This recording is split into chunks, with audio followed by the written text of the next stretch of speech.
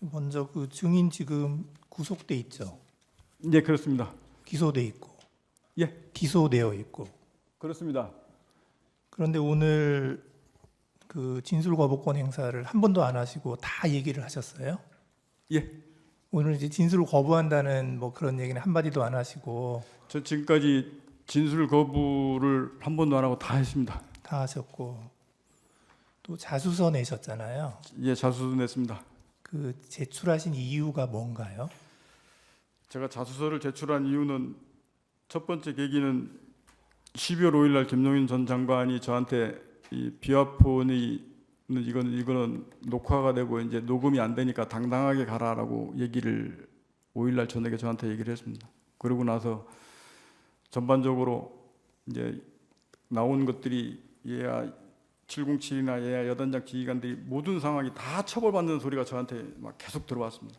그래서 제가 이거를 정말로 사실대로 제가 정확하게 얘기하지 않으면 문제가 정말 생기겠구나 라는 생각을 판단을 하게 됐고, 그리고 제가 자수서를 진실되게 써놔야 제가 이후에라도 제 기준점에 대해서 안 흔들릴 것 같았습니다. 그래서 그거를 써놓고 그거를 기조로 계속 동일한 진술을 해왔습니다. 근데 다만 말씀하신 대로 사람이 기억이 있다 보니까 조금 시간에 제 기억으로 쓰다 보니까 시간의 편차가 있거나 내용이 조금씩 용어 바뀌는 게 어떤 거는 조금 틀려질 수도 있습니다. 대신에 저는 그 기준점을 제가 명확하게 잡고 싶었기 때문에 그걸 써서 제출하고 그 방향과 내용에서 그대로 지금까지 진술해 왔습니다. 예, 제가 이제 지금부터 그날 그러니까 12월 4일 00시 30분에 이제 대통령하고 통화한 그 당시 상황 예. 좀 여쭤보겠습니다. 예. 윤석열 대통령 탄핵 심판 6차 변론에 증인으로 나온 곽종근 전 특전사령관. 계엄 이후 처음 마주한 윤 대통령 앞에서 국회의원을 끌어내라는 지시를 분명히 받았다고 증언했습니다. 그러니까 윤석열 대통령께서 그 당시에 증인한테 데리고 나오라고 지시한 대상이 국회의사당 안에 있는 국회의원들 맞죠? 정확히 맞습니다. 의원이 아닌 요원이라는 윤 대통령 측 주장도 반박했습니다. 윤 대통령 지시가 떨어졌을 때는 707 특임단원들이 국회 본관 정문 앞에서 시민과 대치하는 상황이었다고 했습니다. 끄집어낼 요원이 없었다는 겁니다. 본관 안에 작전 요원들이 없었기 때문에 전 당연히 그게 국회의원이라고 생각을 하고 그렇게 이해했습니다. 곽 전 사령관은 문을 부수고 들어가라는 윤 대통령 지시도 다시 한번 확인했습니다. 부수고서라도 들어가라는 말을 누구한테 들었습니까? 그건 대통령이 말씀하신 겁니다. 윤 대통령 대리인단은 곽 전 사령관이 쓴 말이 바뀌어 왔다고 주장하며 반격했지만 곽 전 사령관은 현직 대통령이 국회 표결을 방해하라고 한 지시 내용의 파급력을 고민한 거였다고 반박했습니다. 2차 통화 내용이 어떠한 영향력을 미칠 건지 알기 때문에 제가 그 용어를 다 순화해서 썼습니다.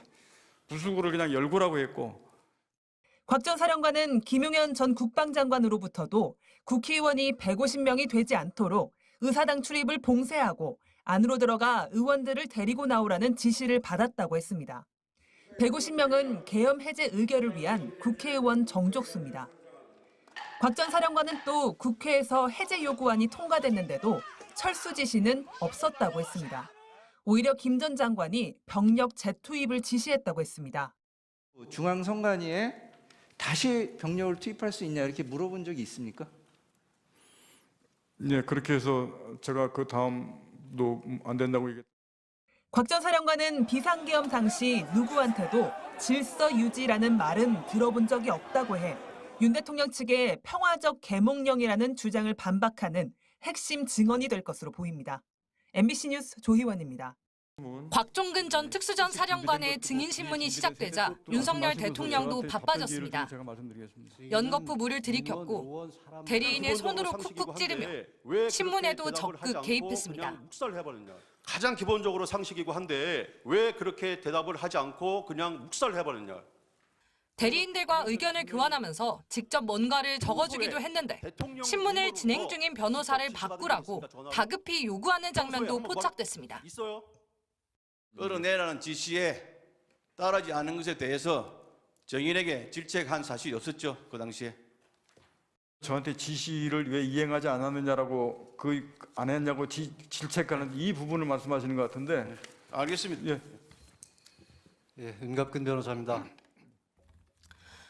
윤 대통령이 문을 부수고 들어가라는 지시를 한 게 맞다는 진술이 이어질 땐 헛웃음을 지으며 한참 동안 곽 전 사령관을 응시하기도 했습니다.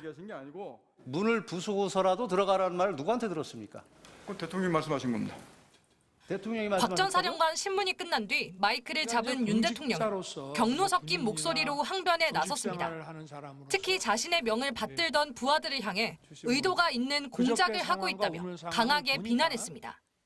12월 6일 바로 이 홍장원의 공작과 12월 6일 우리 특전사령관의 김병주 TV 출연부터 바로 이 내란 프레임과 이 탄핵 공작이 저는 시작된 거로 보여지고요. 국회의원을 끄집어내라는 지시는 불가능한 일이라고 반박했습니다. 그 안에는 다짜고짜 전화해서 의결 정족수 안 되게 막아라, 끄집어내라 이런 지시를 어떤 공직사회에서 상하간에 이것이 가능한 얘기인지. 곽 전 사령관은 윤 대통령의 경로성 발언에도 아랑곳하지 않고 본인 조서를 찬찬히 다시 살폈습니다. 국회 측은 윤 대통령이 그때그때 유리한 말을 찾으면서 부하들에게 책임을 떠넘기고 있다며 대통령의 품격과 책임감은 어디 있냐고 날을 세웠습니다. MBC 뉴스 유사입니다. 그 회의를